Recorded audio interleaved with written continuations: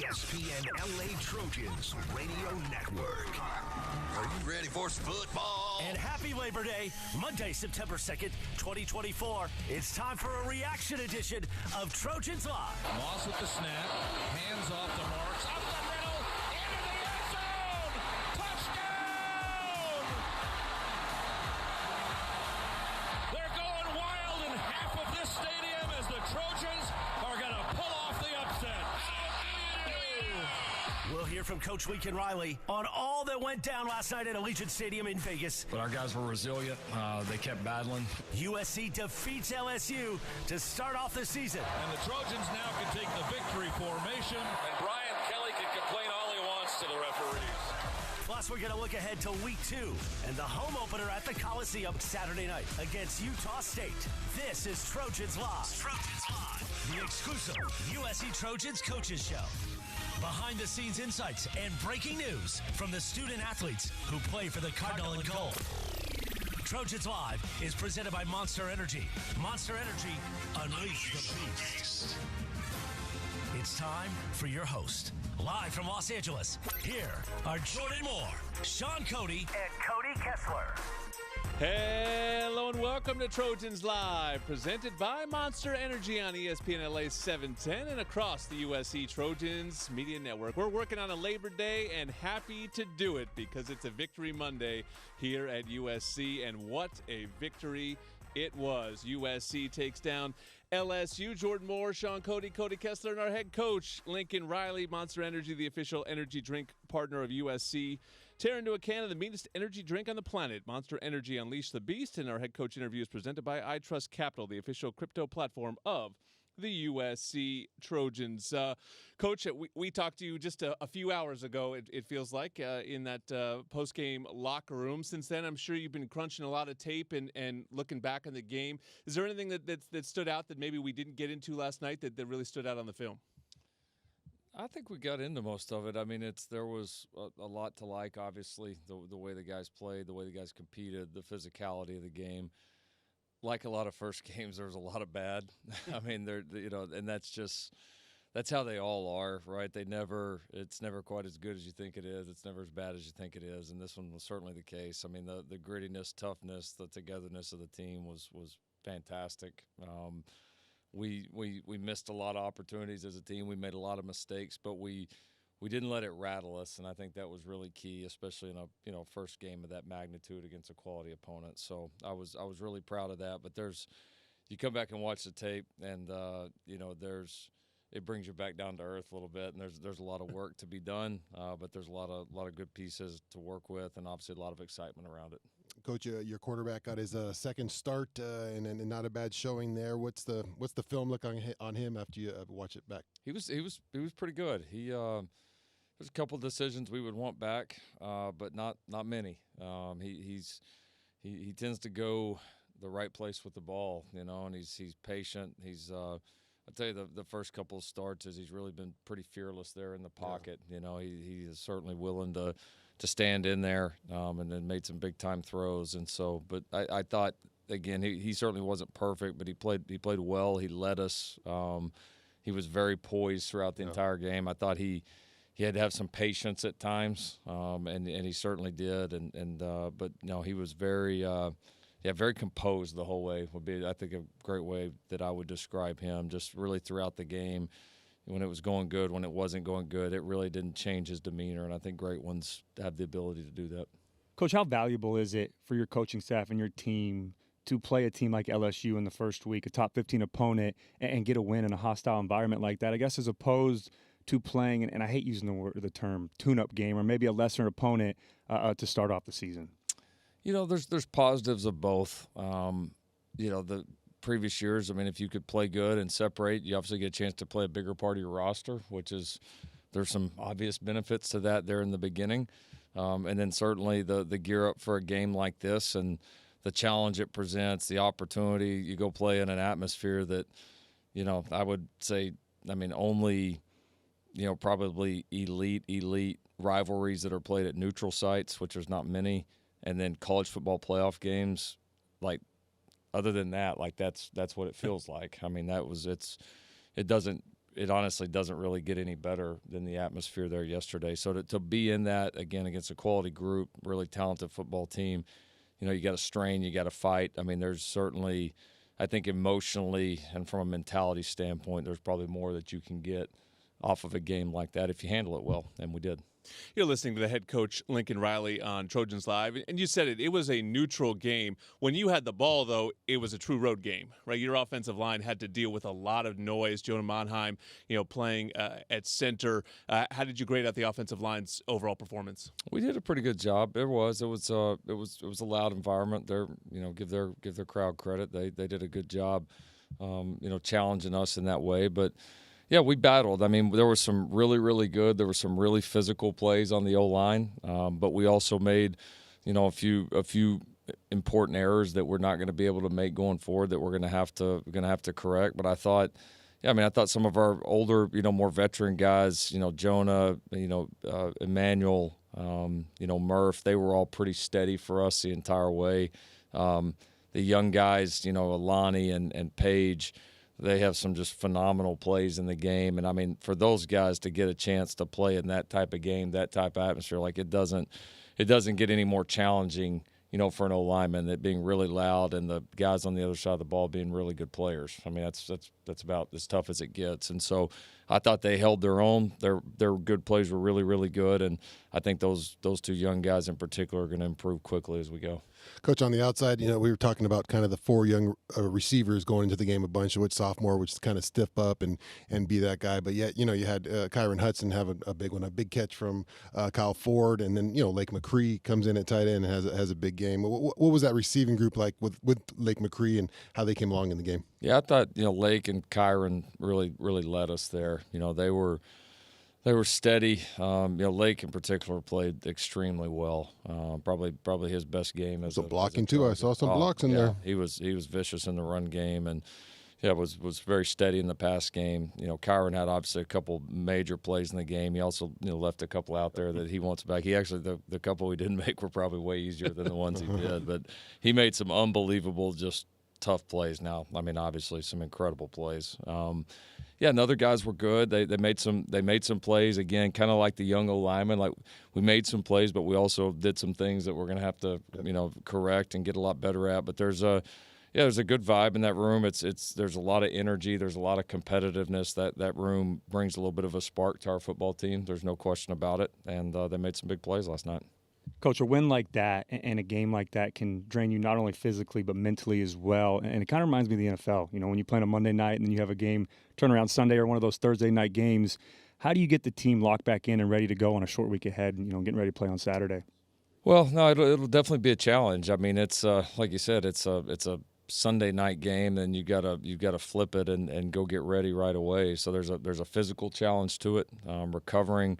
There's a mental challenge of both schematically and game plan wise, getting ready for Utah State, learning what you need to learn from this game, and so we got to handle it well. And then the other thing I would say is like our crowd's got to help us Saturday night and handle that. You know what I mean? They ought to be pretty damn jacked up about the way this 100%. Football team played, and so that ought to be a heck of an atmosphere in the Coliseum. I know our guys are looking forward to it, and hopefully our crowd comes in, has a big impact on our game, and helps push our guys even further. Defensively, I thought you tackled really well. Everything stayed in front of you, it felt like the whole game. There was very little that, in terms of explosives and big plays that got behind you. Obviously, there's new personnel on this defense, but how did you go about, I'm sure you always have emphasized tackling in off seasons, but with this group, how do you feel like you've improved and gotten better to what we saw on Sunday night? Yeah, I think it's just guys positioning. I mean, we honestly haven't tackled any more in practice or less in practice than we ever have, and maybe a hair less this year going in. Not a massive difference, but yeah, I think our guys are in position and they're understanding where their help is. I think they're understanding, playing a little bit better fundamentally. When you close down lanes in the run game, guys are going to be better tacklers, right? You got good backs and you'll give them, a ton of space. Like, I don't care how good your tackles are. They're not going to be as good at tacklers. Like, you're going to miss some tackles the bigger the space is, and it's harder obviously harder for guys to break tackles when that space is really condensed down. So we did a good job of that. We had a couple coverage busts, especially one there on the long play that they had on their second to last drive of the game that hurt us. So there's a couple things in the pass game that we absolutely got to clean up and be much better at. But we did. We tackled. We were physical at the point of attack. We did a good job against their run game. So I thought it was a good first performance. I mean, we're excited about the way we competed, but also, I mean, I know myself, Coach Lynn, the entire defensive staff felt like we left a lot out there and there's still certainly a long ways to go in terms of improvement. Well, there's a long ways to go in terms of this season, too. You haven't even played a home game yet. Week 2 is this Saturday, USC versus Utah State. That game is presented by Coke. The home opener for the season will kick off at 8 p.m. on Saturday. Our Trojan Tailgate Show will start at 6 o'clock on our new home here, ESPN LA 710. So we'll talk a little bit about the Aggies when we come back. Trojans Live is sponsored by Pechanga Resort Casino, proud partner of USC football. Back with more Trojans Live next. I used to toss a coin in the waterfalls in the wishing well. Now I get plenty coin, but I'm self-made. You ain't gotta wish me well. You ain't like me then, but I guess it's past tense, cause you tapped in. You was never who you said. I see the facade when looking at really me. Like you can tell my guard up. I ain't taking nails. If it's not in my favor, won't sign a deal. I got the royalty in the mail. I got authority in the field. Take a look in my iris. I be precise with the timing. I never know where my mind went.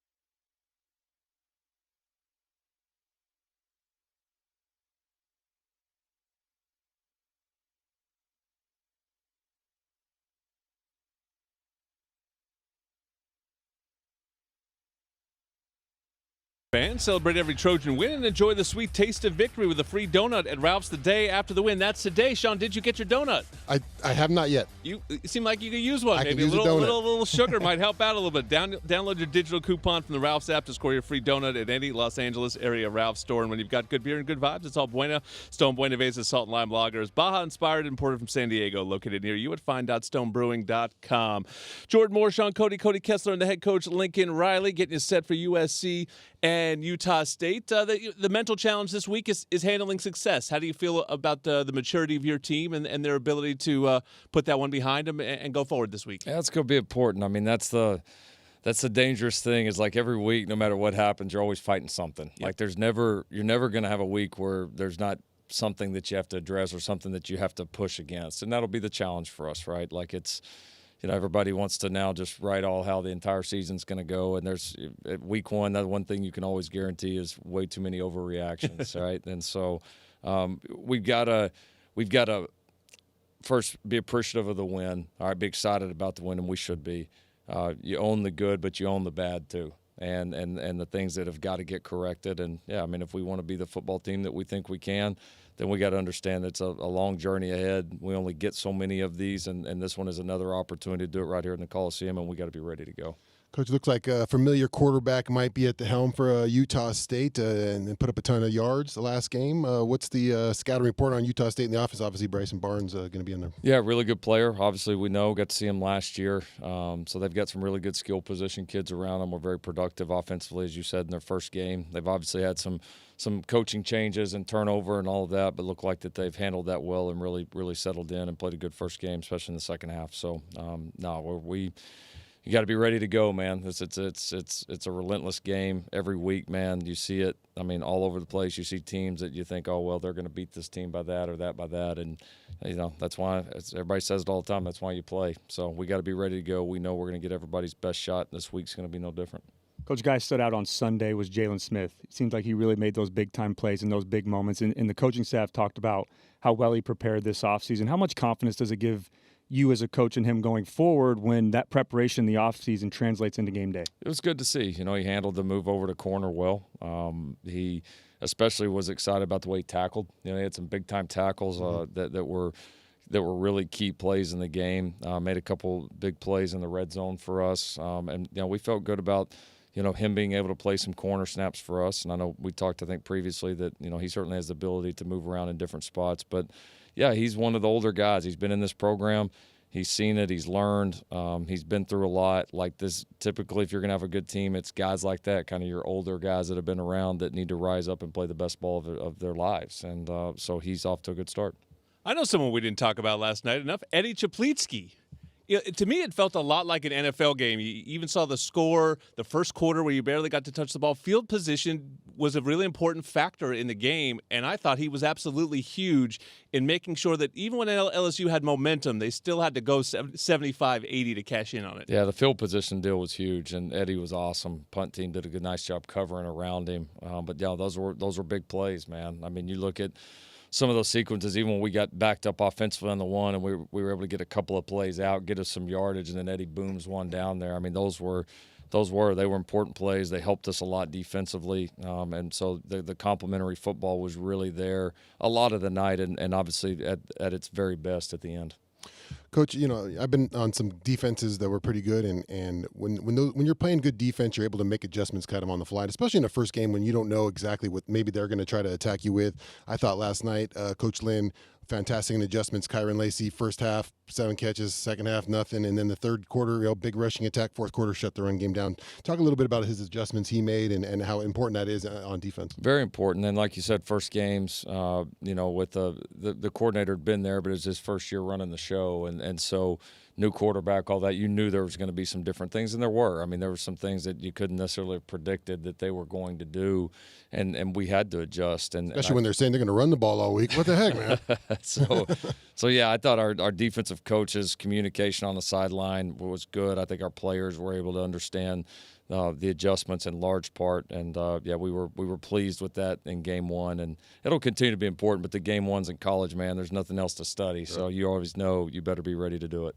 Coach, another player that really stood out, especially early on in the game, was Kamari Ramsey. Yeah. I love how physical he plays. He's not afraid to come down and make some of those big hits, and he's a great tackler. How important or valuable is it to have a guy like Ramsey who's already spent a year in Denton Lynn's scheme? Incredibly valuable. I mean, he's a tremendous player. He's earned the respect of our locker room and the team pretty quickly with the way he prepares, the way he goes about his business, the way he plays, the way he competes. He's a violent tackler. He's a really smart player. He understands the game, and he's one of those guys that's just pretty good at everything. I mean, he can cover, he can blitz, he can tackle. I mean, he can be the free player. He's very instinctive, and then, as you said, the added experience in Coach Lynn's system has made it an even smoother transition. So probably, honestly, as important of an addition as any we've had on our team from the previous year to this year. How'd it go with the in-helmet communication for the first time? It was good. It was good. It had challenges just because of the noise at times, but I thought, for a first game, we were excited about it. I think we prepared well with it. I mean, we worked hard. We tried a lot of different things, and I think, our staff did a nice job of working through some of the kinks and all that comes up, and it was pretty seamless. And it's obviously nice to be able to communicate with those guys. Coach, that was a fun game last night. What's a memory that'll stick with you? Maybe one of the funnest things that happened last night after the big win. I know always playing foot rides on those kind of trips are always fun to be a part. What was the funnest part about last night and winning that big game? Just honestly, just seeing the players. Just seeing the looks on their faces, the enjoyment in the locker room. It was a fun plane ride home. Just, that's what you do it for, man. It's for the people, and it's for the people within the program and the people that put so much sacrifice into it. And for me, that's the thing that gives me the most joy is just to see them happy and getting a chance to enjoy a hard-fought victory and enjoying it together and the brotherhood and just the camaraderie between them, the staff. I mean, that's now, those are the parts that the public doesn't always get to see. You guys have been a part of it, and those are the things that really stick with you. Coach, I asked you last week what that final conversation with Miller would look like before you guys take the field, and you said just be himself and go out there and do what he does best, and he did that and then some. So I got to ask now, what that first conversation looked like when you guys got back into the locker room. Yeah, we didn't talk a ton after. I mean, I just told him, congrats, you did a good job. I mean, you did exactly what we set out to do, and now we – that we got to enjoy it for a couple hours here, then we got to go flush it and go, man. Like especially in the short week. So no, he was already kind of dialed into it. So he played the way that we all expected him to play, and now you're only as good as your next performance. Absolutely. His next performance will come on Saturday. USC versus Utah State, presented by Kick at 8 p.m. Trojan Tailgate Show will go on at 6 p.m. across the USC Trojans Media Network. We will talk to Coach next week on Trojans Live about that one. Fight on Trojans and fly on with ONT. Ontario International Airport is a proud sponsor of our USC Trojans. Visit SoCalSoEasy.com to book your journey through ONT today. Well, a guy who made two of the greatest catches you'll ever see. Kiren Hudson is up next on Trojans Live. I used to toss a coin in the waterfalls in the wishing well. Now I get plenty coin, but I'm self-made. You ain't gotta wish me well. You ain't like me then, but I guess it's past tense, cause you tapped in. You was never who you said. I see the facade when looking at really me like you could tell. My guard up, I ain't taking nails. If it's not in my favor, won't sign a deal. I got the royalty in the mail. I got authority in the field. Take a look in my iris. I be precise with the timing. I never know where my mind went.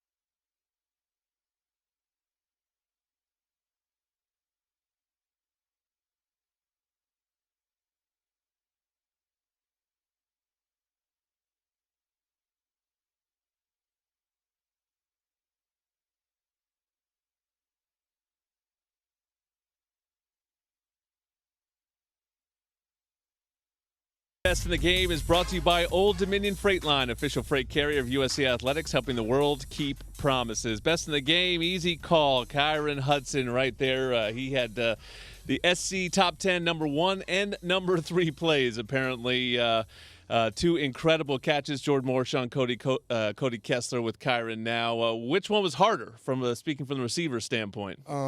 Which one was harder? That's a good question. I'll say the whole shot, to be honest. Which was the second one for people that don't know. How come? Just embracing that contact, I guess. Holding it in. And it's not an easy catch being a hold shot, like the angle and the flight of the ball. It's not an easy catch. Kyron, obviously the catches are great, and we'll probably talk more about those things. But talk from a team perspective, a lot of build-up going to this one. LSU, they were talking, and I'm sure got a little chippy out there last night. But what is that like when you're able to, all the offseason work that goes into it, and then you get a big victory? How can that, propel this team into maybe a really great season? It's just all the hard work coming together. I mean, this brotherhood that we have, we worked so hard during this offseason. And so just seeing it all come into play, it's like hard work does pay off. And so just continue to use this as fuel throughout the season. We saw a preview of it in the bowl game, but what did you learn yesterday about your quarterback? Or let me say it this way. What did the rest of the country learn about Miller Moss that you already knew? Learn that he's going to be Miller. And I've seen this years, and I'm just super excited that he's out there. He's being able to be out there and showcase his talent. You're listening to Kiren Hudson on Trojans Live, and both you and Miller are examples of patience in this era of impatience. You've had to wait your turn, and you stuck by it, and you stayed here at USC. How did you handle it? I mean, you came in as a big-time prospect, came out of a big-time school. Who's in your circle? What were those conversations like that you had where you decided to stay the course, instead of just jump ship? Just believing in God's process, praying every night, controlling what I can control, having my family in my corner, my friends, my teammates, my coaches, just continue to push and trust the process. And everything happens for a reason, and I just thank God for it. Did you and Miller ever have conversations about it as guys that were sort of, probably working together a lot on the practice field, but, behind some other high-profile guys? Definitely. I mean, we talked about just when the opportunity comes, be ready for it. And so don't count your plays. Just when you have the opportunity, be ready for it. You and the old man Kyle Ford, both of you guys together, the old veterans in that group. How'd the young guys fare? You thought out? The lights were pretty bright last night. The show's on, man. It's time to go. How'd the young guys do out there? Man, they did their thing, man. Just being able to watch them, Jacoby, Zach, Lem, just go out there and put a performance on like they did. It's super, super exciting, and I can't wait for more. I think Dennis Simmons is one of the better wide receiver coaches in the entire country. How has Coach Simmons helped you develop into the player that you are today? Just learning different coverages, learning the schemes, learning players. I mean, he taught me so much, and just really dialed in into what this position as a receiver is. You're listening to Kiren Hudson on Trojans Live. And Sean mentioned, you've been here a little while, and Kyle Ford's been here a little while. And I was thinking about it. You guys are almost like a bridge to that sort of previous receiver class. When you came up, you got to watch Drake London have one of the best college years I've ever seen out of a receiver. Mm-hmm. Kyle was even here before that, got to watch Amon-Ra work. You probably, given your high school stuff and relationships, have probably seen that, Amon-Ra work as well. Definitely. Do you impart some of that knowledge onto these young guys? Like I see we have these big targets now, and I think, turning into Drake London would be a great thing for Jacoby Lane or Deuce Robinson, right? Do you tell them some of those things that you watched him do, even though, you maybe are a slightly different profile of receiver? Just saying just how he preparated for the week, using his skills that he was God gifted with, and just using their body. I mean, they're both really tall dudes, and he is also. So just really dialed into what he did, and just telling them to use your God-gifted talents. You talked about it a little bit after the game last night. Being a captain, obviously huge win, but this is one you got to, lock it away, put it away. We counted it, and let's move forward to the big one. Because this could, consider a trap game, a lesser opponent. You might think, we could take a relax. What's your message to your teammate and try to get this thing rolling? Just super excited for the outcome that we had, but we're on to this week, and just be ready and dialed in, and be excited to play. All right, so you talked about the whole shot one, the second catch. I got to ask now, though, and I'm sure everybody wants to know. Talk us through that first one. Was it an over route? Were you running kind of an over route, and then you got a little bit more vertical? Yeah. And Miller stepped up and saw that, and I guess what was going through your mind when the ball was in the air? Was it something where you kind of black out and it's just natural, and that's something I've done before a million times? Maybe not the catch exactly, but those type of plays. I think it's just seeing the ball in the air and just having to make a play. And I think Miller put it in a great spot for me to be the only one to make the play. So I just give all credit to him. And that's why I say it was an over route that you guys kind of adjusted on. That's that chemistry Jordan's talking about. You just give all the credit to Miller Moss on that play? No, no. That's because he wants about 10 this week. But no, that was awesome. That was just so cool to see. And Jordan just said 2 veteran players working together. And that was Miller stepped up and saw you kind of break a little bit more vertical. So that's awesome. As a former quarterback, love seeing stuff like that. Yes, sir. I know everything's digital now. You print that photo out though. Can we get that one printed? That's got to out? go. I know up Kyle on the bringing wall? it up to me. I think I have to. Do you remember when it was kind of like you? So you had it initially, right? And then it's out of your hands, and then you're coming again and pulling it back in and landing on it. Do you remember the whole process? Because when it happened at first speed, we're like, did he catch that? No way, right? And then you watch it, and like he caught it twice. Do you remember that process as it went through it? No, to be honest, I think I just saw the ball, I went for it, and then I just knew I had it. Yeah. So that's pretty much. You were sure you caught it. You sold it great. I mean, you got up immediately, went straight into most absolutely, definitely. I caught it. And then I got a lot of reviews like, well, let's see. You always got to check that review. No, but for sure. you were sure the whole time. Most definitely. So obviously awesome to play in that type of environment in Vegas, but now you get to come back home in the Coliseum. What's the message to the fans this week? And Lincoln just talked about, showing up and showing out in the Coliseum. What's the message to the USC fans as we get our first home game this week? We're just super excited to play home. I mean, bring the talents into the Coliseum, showcase the brotherhood that we have, and just be ready for Utah State. Well, we're ready for it. Kiren Hudson going to put on a show with his teammates on Saturday. USC, Utah State, presented by Coke. Kick is at 8. We go on at 6. The home opener at the Coliseum should be a fun one. Congratulations, Kyron, on a huge performance in the season-opening victory. Don't wait until game time to plan for retirement. Open your free iTrust Capital account today and get your crypto IRA. iTrust Capital is the official cryptocurrency platform of the USC Trojans. Well, women's soccer is winning as well. We're going to talk about that when we come back on Trojans Live. I used to toss a coin in the waterfalls in the wishing well. Now I get plenty coin, but I'm self-made. You ain't gotta wish me well. You ain't like me then, but I guess it's past tense, cause you tapped in. You was never who you said. I see the facade when looking at really me like you can tell. My guard up, I ain't taking nails. If it's not in my favor, won't sign a deal. I got the royalty in the mail. I got authority in the field. Take a look in my iris. I be precise with the timing. I never know where my mind went.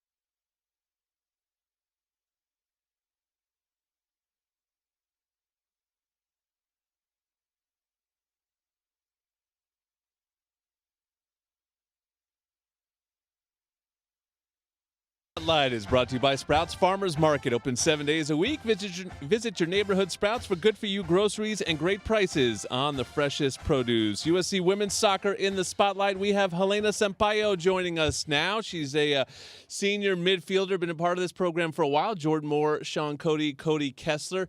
You guys are off to a great start to the season, unbeaten so far. How would you grade out the way you and your team have performed so far? I think we've been great. Everyone just got here like very early on preseason. We've been here since beginning of July, end of June. We put a lot of work, you guys, and we're all happy. New game model.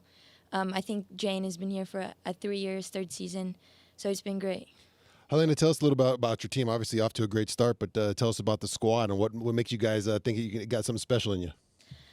We have everyone from all around the world, literally every country you can imagine. People coming in from California now, the new girls, the freshmen, transfers. I think we're very special, very different, and I think this season is going to be great.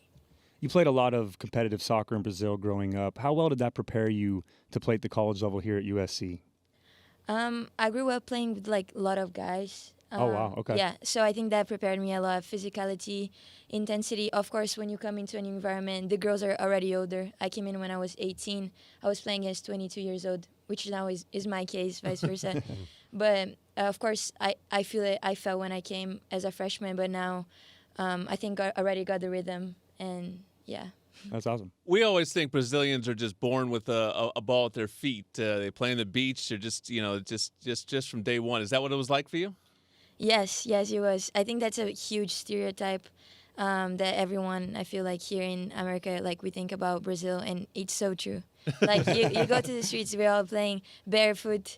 So yeah, I grew up on that, and it makes me happy to bring a bit of that here too as well to the team.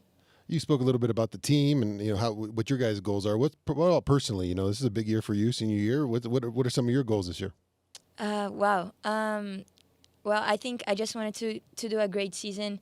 I feel like lots of people ask me about, like next step, pro level, and that's great, and I'm really excited for what's coming. But I'm really excited for like these next 3 months that we have together. And yeah, just ball out. I feel like if the team plays well, I'm gonna end up playing well as well. So that's the main goal for me. And I think we are gonna like showcase each other in that sense. So you had 3 game-winning goals last year, which was awesome. What type of mindset do you need to have to be prepared in those clutch moments? I think you need to be happy for the things to happen naturally, and that's what our team brings. We're all pretty comfortable with each other, very like really amazing culture, and I feel like for every hard game that we have, we always step up.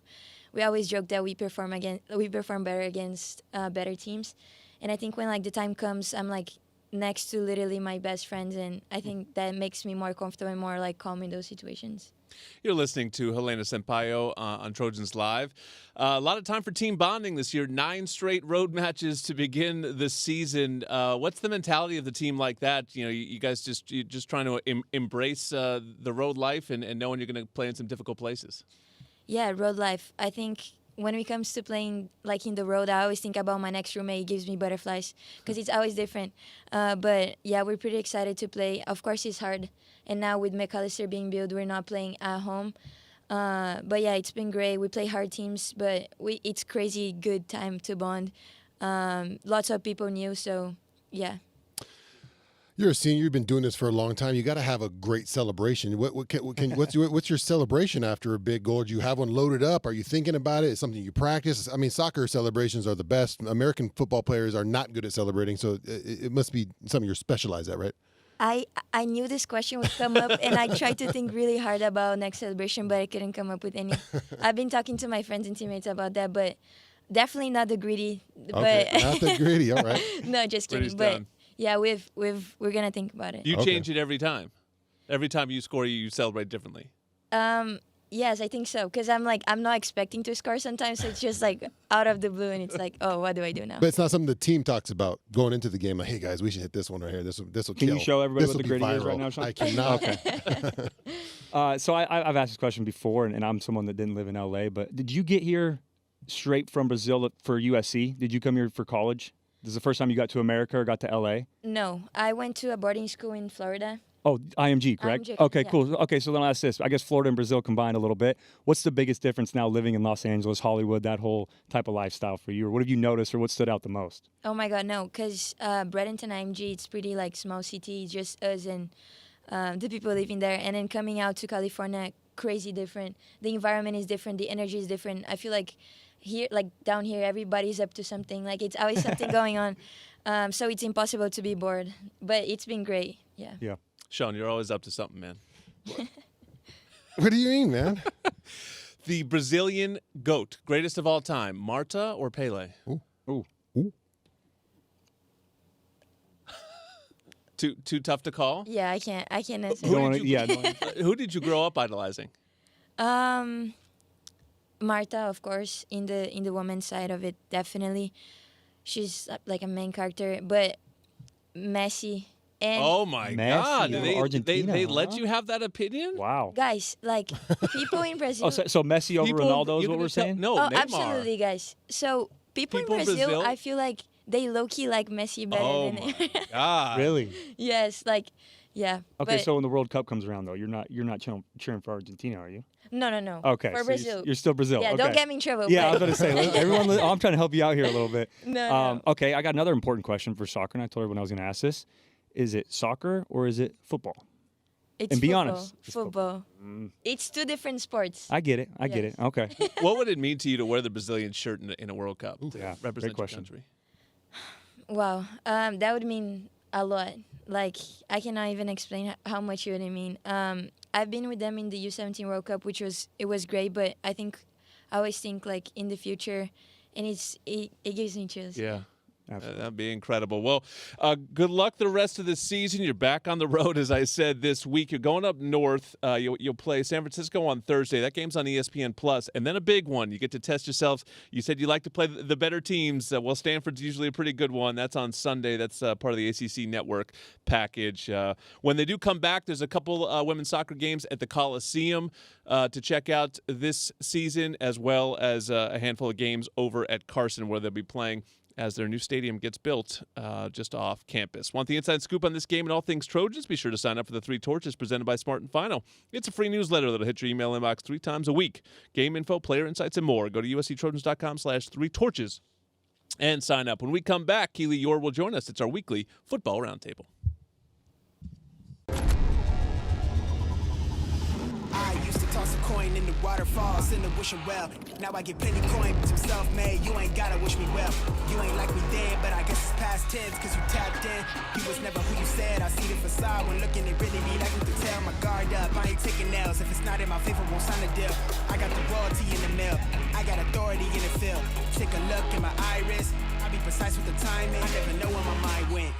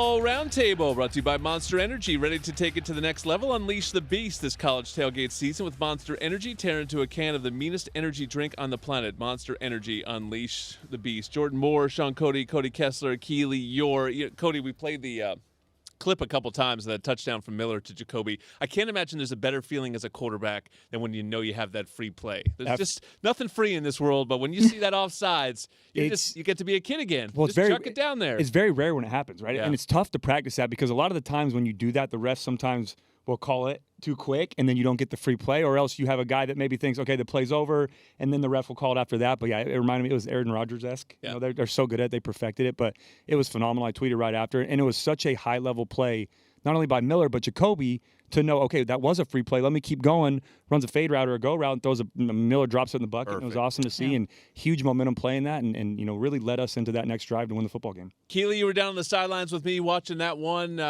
We've been down there together for some gut punch losses, and this felt like it might be that at times, and it wasn't, and it's such a feeling of relief, excitement. What was your biggest takeaway from it? And now we go forward. I mean, it is just week one. It felt like USC won some sort of championship game. They didn't. They're just 1-0. But what's the takeaway that sticks with you the day after? Honestly, it's hard to pick one, but I think on the whole, I almost feel like our expectations of what we've come to know about USC, not just in the Lincoln Riley era in certain aspects, but just like past regimes. Like, these are games that That's USC, it's heartbreaking for USC fans. But here USC is in the third quarter. I was like, okay, we've seen this kind of unfold. Like, USC hit its ceiling for the first half, and now LSU is really gonna put it on, and they came back and still believe. Like, I think it was one of those things where, like, you saw the tackling super improve. You saw this defense just play together. Miller Moss stepped up incredibly after Caleb Williams departed. It was just like all these things where I think Trojan fans are a little bit like guarding their heart a little bit, like, okay, like, we're excited, but in these neutral sites, like, it's not going great. And so I think just overall, just like this team kind of proved us wrong in certain ways, I would say. Back-to-back clutch stops in the fourth quarter, Sean. I mean, that's what made it possible. It's you don't necessarily talk about defenses being clutch sometimes, but it just felt like that game was getting away. I thought USC was the better team in the first two quarters, and then LSU owned the third quarter, and then you go into the fourth quarter, they have all the momentum, and it was the defense that flipped it back by getting those two stops, and they gave Miller the ball enough times that he was able to get it done. Yeah, and it was the mental toughness for me, especially early in the season. I think that's something. Sometimes you develop that throughout the season, right? You learn that, okay, we can do this, we can come back from this, this is how we win, and that kind of develops. But to have that in the first game where, we got punched in the mouth in the third quarter, right? It's not feeling good. The score's going away from us. The crowd's getting on us. And to be able to stand up and say, hey, defense, we need you here. Our offense isn't rolling right now. And defense, 2 times in a row, the 3 and out, and then they got out on there. So it was like, it was the mental toughness. It was the ability those guys all had to look at each other like, this thing is falling apart. And we've seen it before. They saw it last year, how it collapsed in the season. And they were able to say, hey, no, we can do this. We can get this thing going in the right direction. And it was defense that kind of sparked the ship so the offense could finish the day. Also, can I just say, sorry, I watched the broadcast. You cannot get a good sense of how loud it was in there. It was I couldn't tell. So loud. I mean, the only indication is Miller going like this. Yeah, but they kept, and it was a lot of LSU fans, right? Correct me if I'm wrong. 1,000%. Because they kept showing Nussmeier, I was watching from home, covering his ears, and Herbstreit kept making it sound like it was pretty even.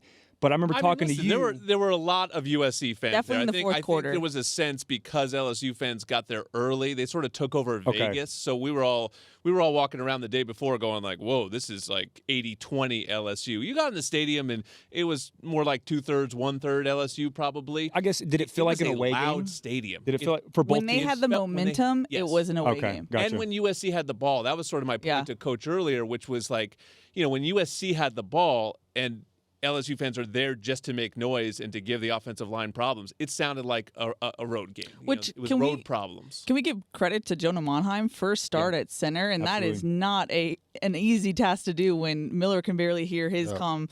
It was crazy. So just props to him because he was solid all night. Well, and kind of going off that, and I'm glad Jordan said that, is that experience too, like Sean just talked about in week one, it's not a true road game, but to have that type of atmosphere is going to help you so much. Yeah. And just Miller played phenomenal. We can talk about how good he played all night and how comfortable he was, and that's absolutely true. But nothing impressed me more than that last 2-minute drive. I mean, and I don't know how you guys couldn't really see his face on the field, but on the broadcast, it kept zooming in on his face, and he looked stone cold, just cool, calm, collected. Nothing was rattling him. Even on some of the plays, they got a little pressure on him, just felt calm. And then he made that throw to Kyron, which is, for those of you who don't know, that is a high level throw. That wasn't just a cover 2 hole shot. That was a corner sinking with a cover 2 hole shot. And that's why Kyron said it's such a hard play to make. But for him to make that throw and then kind of all the emotion after that when he knew, all right, we're in the area to go win this game, was unbelievable to see. But it was just high level performance from Miller Moss. Is it reminiscent of Ohio State, Matt Barkley? I know they're different scenarios, but it seems similar. The biggest difference about that game was the offense was pretty terrible that whole game. Okay. And then all of a sudden they locked in for that last drive. Yeah. I mean, that was really a low-scoring game in, 2009. But this was that same kind of thing where you're just kind of like hanging around. I mean, there was that moment where you look up and you go, wait a second, we're only down 4 and we have the ball. Like, just go score and you have a lead. And then that's exactly what they did. It felt like there were some opportunities, though, too. Like, to me, there's a lot of room for this team to get better.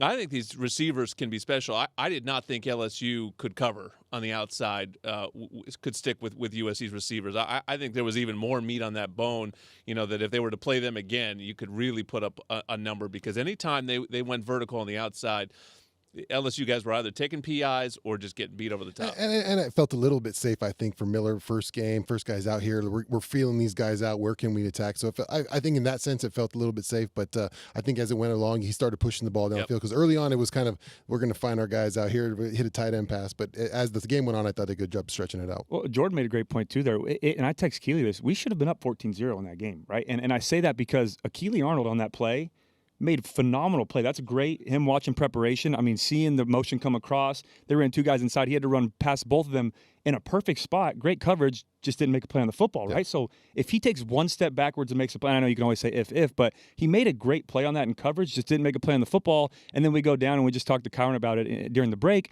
That touchdown where he caught and kind of looked away, and then, so it could have easily been 14-0 and a lot more momentum, and I'm with you on that. I feel like we left a lot out there, but that gives you some hope going forward and knowing how good this offense can be. Yeah, it was a weird feeling at halftime, because it was like, hey, at the start, you probably would have taken 10-10 at the half and just hang in there. Technically, you were the underdog, and that's how people were perceiving the game. But it could have been up 21-10 at halftime. Yeah, like, just missed the field goal. And we missed the field goal, and you're going, man, how are we not winning this game? So, that's a good sign that there's a ton to work on. But I also thought, USC showed so much growth in the discipline game. Mm-hmm. There were some huge moments where, and everyone watched Brian Kelly and maybe had some laughs at his expense in the press conference, but really that was his point, was simply that LSU just sort of let the emotions of the game get a little too big for them. And Lincoln Riley talked to us after the game. He wants his guys to be emotional. He wants them on the edge. He wants them to take some penalties, but not dumb penalties, not ones that cost you huge field position. And, those were kind of those little things that were the difference in the game. That sequence where it looked like Miller had gotten picked off and they're going the other way, and all of a sudden it's a personal foul and they're back at their own 20. That gave the defense some room to play with. Yeah, they played, for a pretty clean game for the first game of the year. Yeah, you're going to have penalties. That's just part of it, but it's the silly ones, the taunting, the sideline stuff that you don't want to have, and that's what LSU had, and USC didn't. Well, USC, Utah State is coming up next. That is Saturday, then a bye week. So there's really an opportunity here for the Trojans to maybe get back to some competition, maybe play a few more guys on Saturday, and then a bye week where they'll get into a lot of competition too. And then coming out of that bye week, we'll be at Michigan, so it'll be right back to those sort of showcase games. But Saturday is a great opportunity to come out and see the Trojans. Make sure you fill up those remaining tickets, usctrojans.com/tickets. We've got one more segment to come on Trojans Live.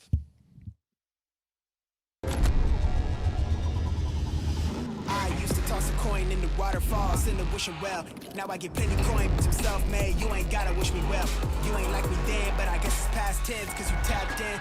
You was never who you said. I see the facade when looking, it really be like me to tell. My guard up, I ain't taking L's. If it's not in my favor, won't sign a deal.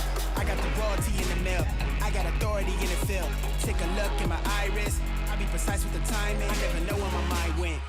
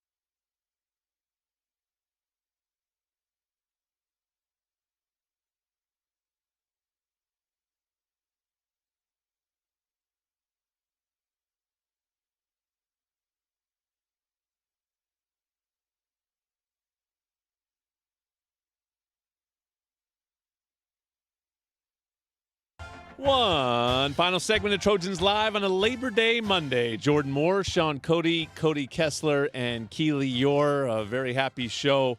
Glad everyone could join us up here, enjoying it on YouTube and listening on ESPN LA 710. We're here every Monday, 4 o'clock for the YouTube show, 6 o'clock on the radio. The Over-Unders presented by Pechanga Resort Casino, proud partner of USC Athletics. Miller Moss. He's thrown for 372 and 378 yards in his 2 starts. Over-under 370 yards. Over. For Miller Moss on Saturday.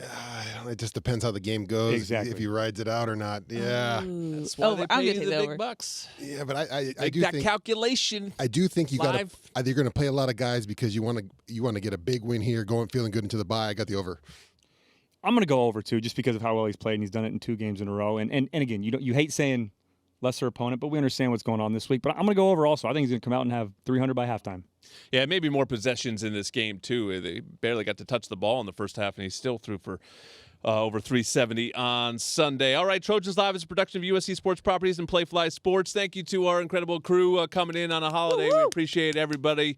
I don't think I mentioned you last week. Rick Cutler, our guy. Fight on, everyone. We'll see you Saturday. This has been Trojans Live. I used to toss a coin in the waterfalls in the wishing well. Now I get plenty coin, but I'm self-made. You ain't gotta wish me well. You ain't like me then, but I guess it's past tense, cause you tapped in. You was never who you said. I see the facade when looking at really me like you can tell. My guard up, I ain't taking nails. If it's not in my favor, won't sign a deal. I got the royalty in the mail. I got authority in the field. Take a look in my eyes.